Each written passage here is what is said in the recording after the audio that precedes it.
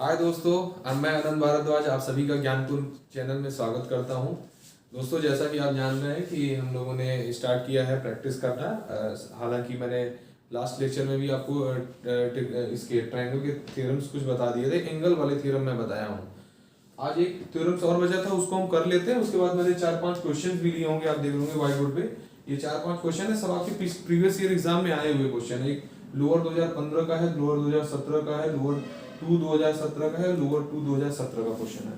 तो ये सब आपके एग्जाम में आए हुए ही प्रीवियस ईयर क्वेश्चन है, जो ज्योमेट्री से आया हुआ क्वेश्चन है।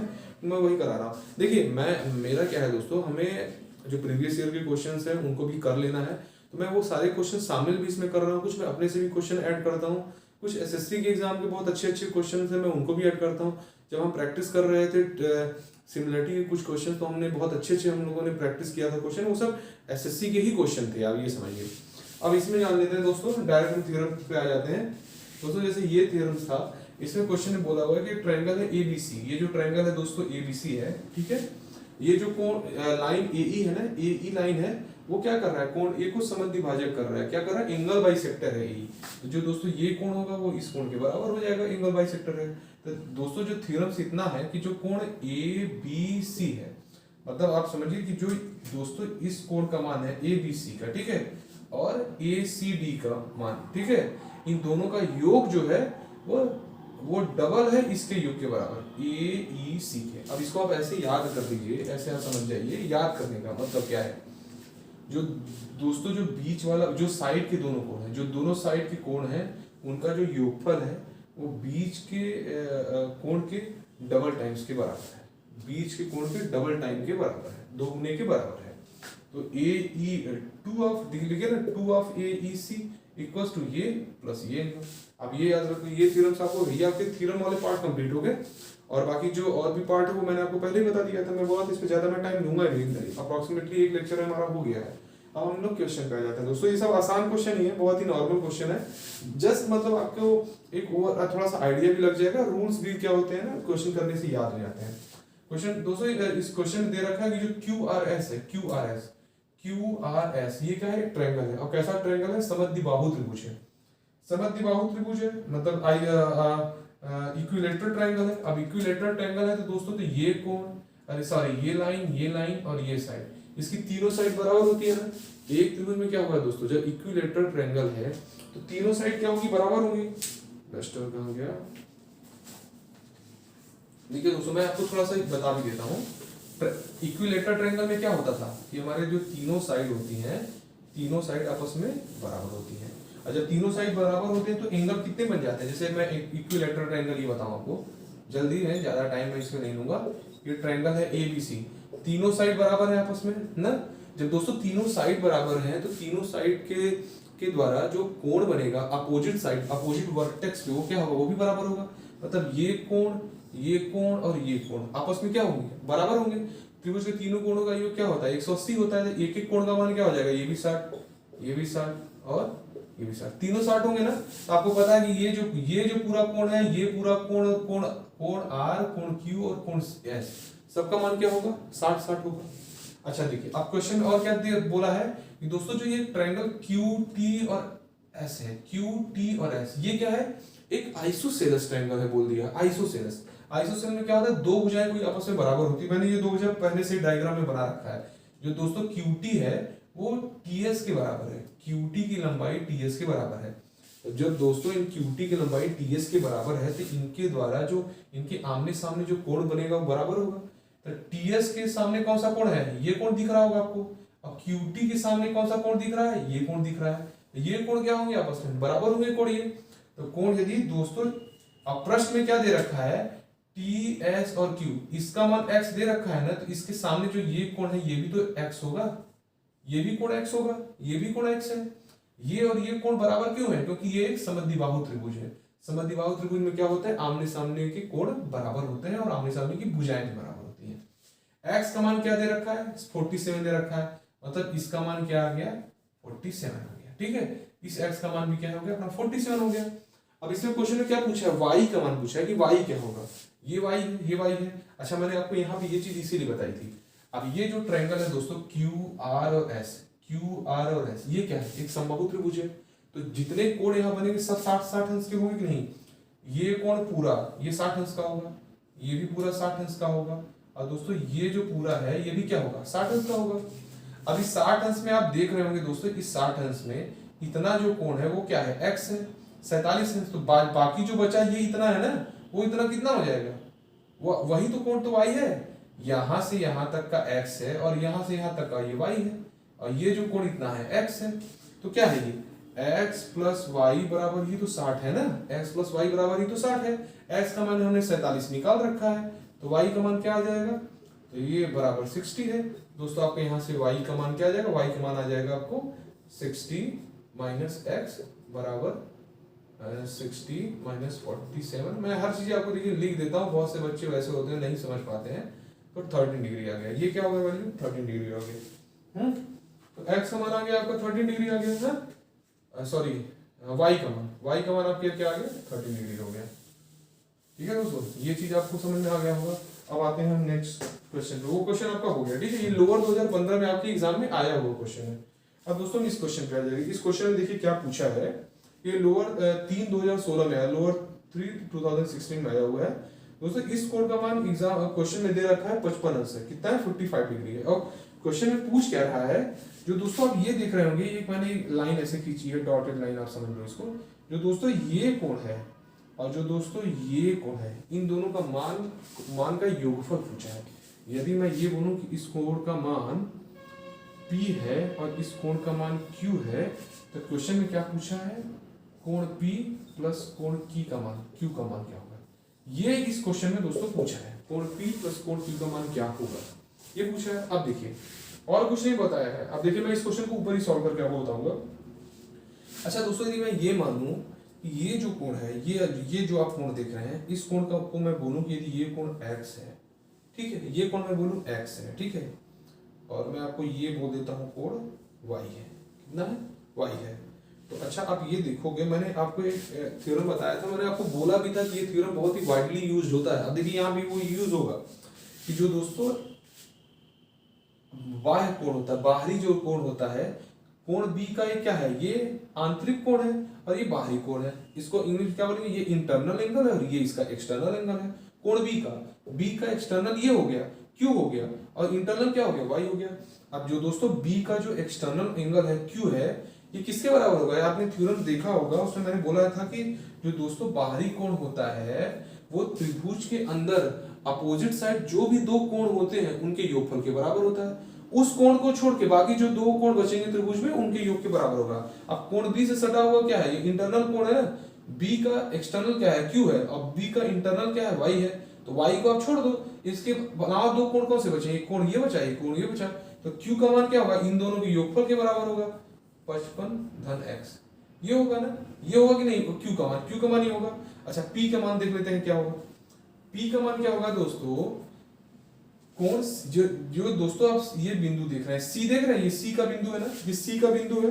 अच्छा C का आप देख रहे होंगे, C बिंदु पे एक्सटर्नल कोण कौन सा है, ये P है, और इंटरनल क्या है x है। जो त्रिभुज के अंदर है वो इंटरनल है, और जो त्रिभुज के बाहर है उसी लाइन से सटा हुआ है एक्सटर्नल है।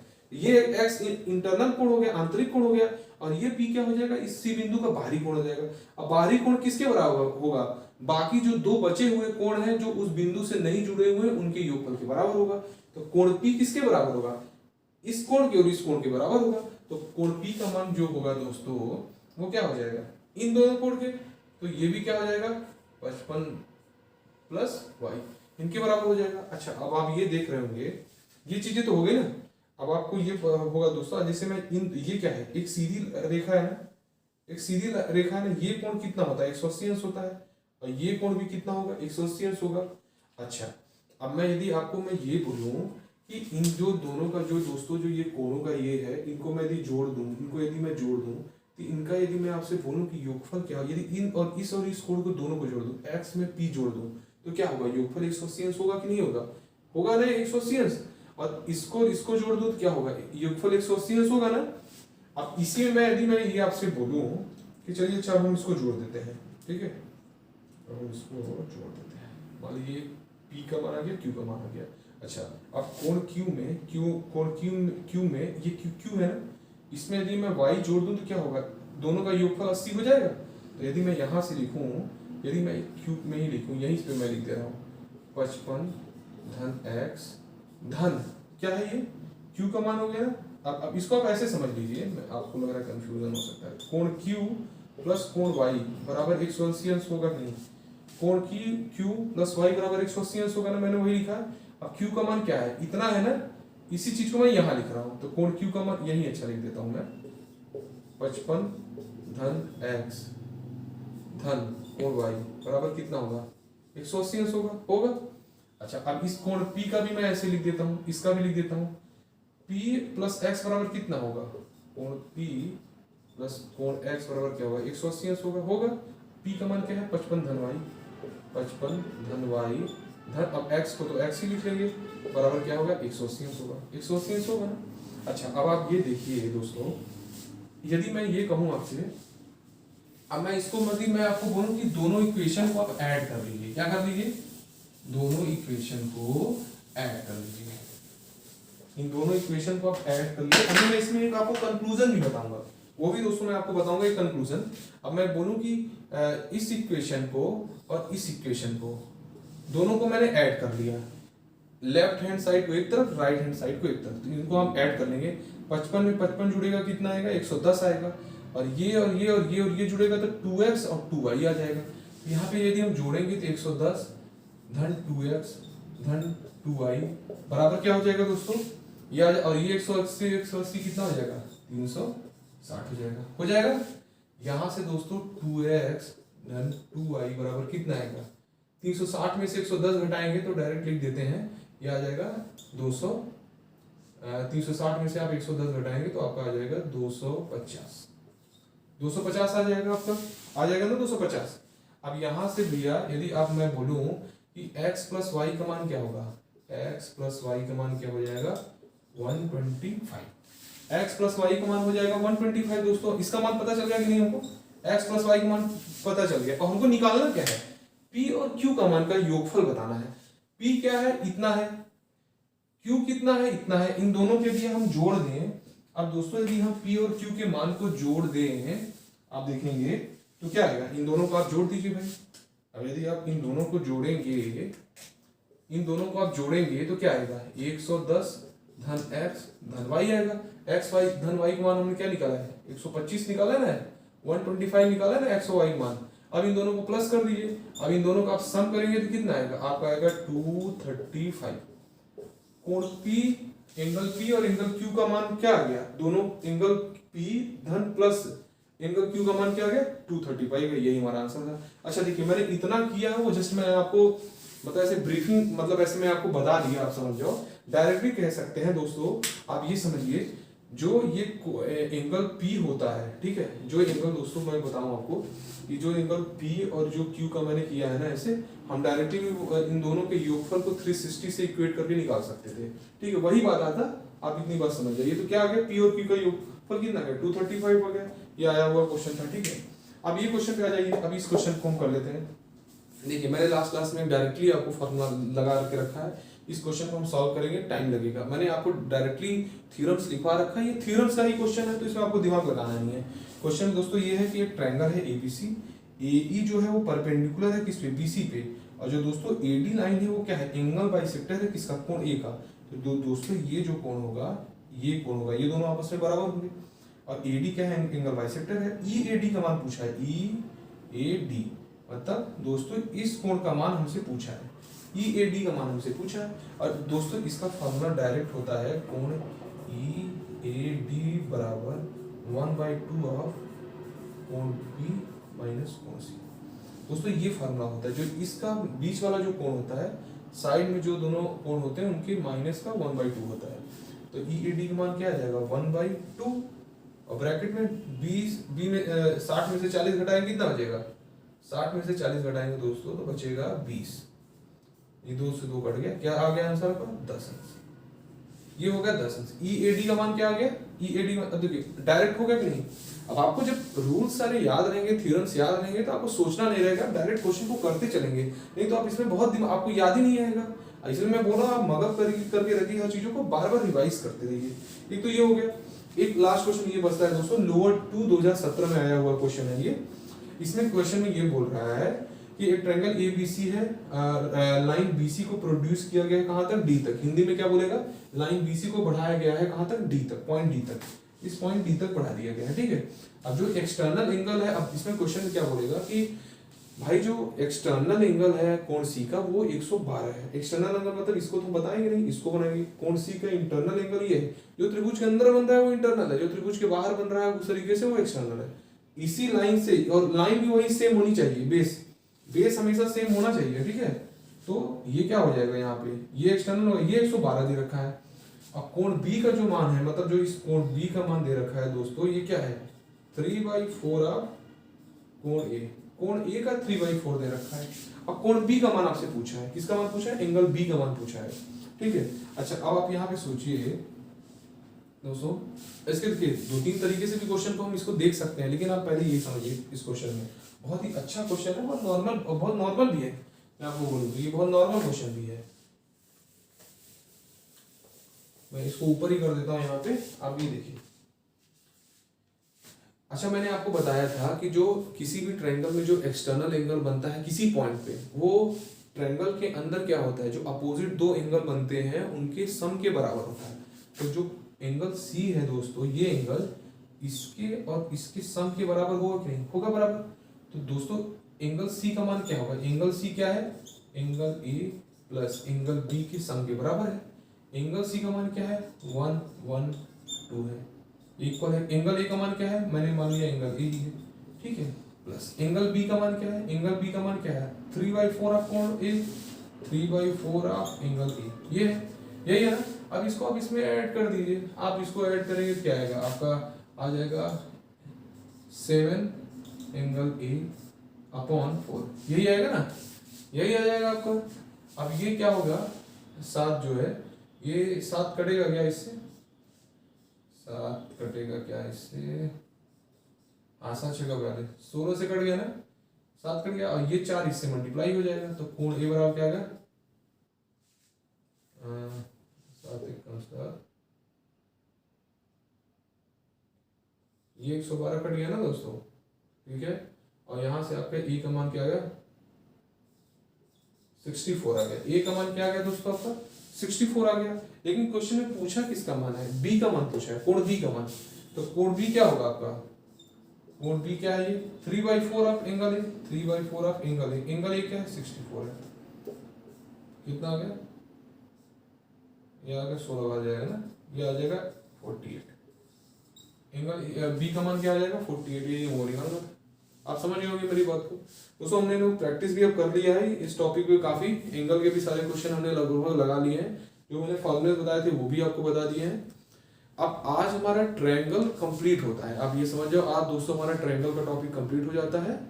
अब इसके बाद हम क्या करेंगे, अब आपको मैं पहले बताता हूँ आप क्या करिए। आप दोस्तों सबसे पहले ये आप ये काम करिए कि आप जाइए घर पे, जो भी मैंने टॉपिक पूरे पढ़ा रखे हैं, आप पूरा नोट्स जो बना रखे हैं उसको कम से कम 2 बार ट्रायंगल को पूरा रिवाइज करिए अपने से। जो मैंने बीच में आप देखते होंगे टॉपिक पढ़ाते समय भी मैंने बीच में 1-1, 2-2 क्वेश्चन करा रखे हैं, और टॉपिक के बाद भी मैंने 8-10 क्वेश्चन कराए हैं, बहुत अच्छे क्वेश्चन कराए हैं।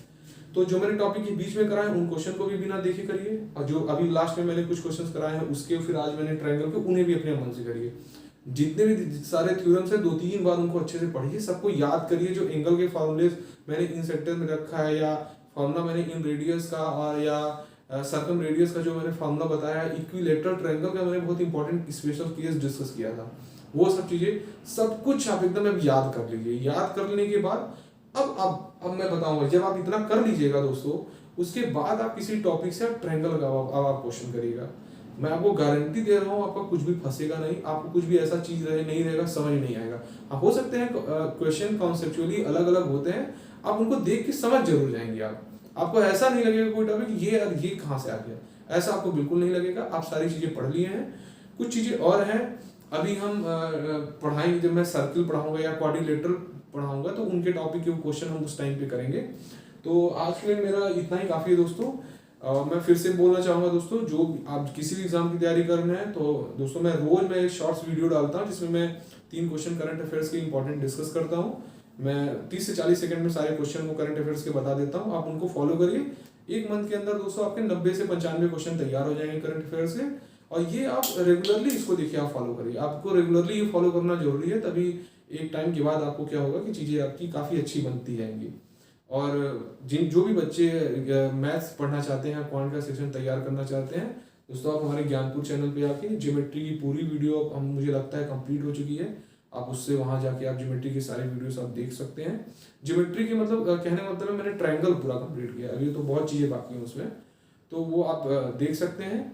और जो भी बच्चे लेखपाल की मुख्य परीक्षा के लिए तैयारी में लगे हुए हैं, बच्चों आप एकदम फोकस्ड होगी इसमें, केवल एग्जाम के लिए पढ़ाई करिए, इधर उधर की चीज़ों में आप न वेस्ट अपना टाइम करिए, टू द पॉइंट इसमें बुक्स पढ़िए। और बहुत से लड़के मुझे कमेंट्स भी बुक्स के लिए किए हैं, यदि मैंने स्ट्रेटजी वीडियो में हालांकि बताया है, कुछ होगा तो मैं 2-4 मिनट का 5 मिनट का वीडियो इस पर बना दूंगा, आप देख लीजिएगा।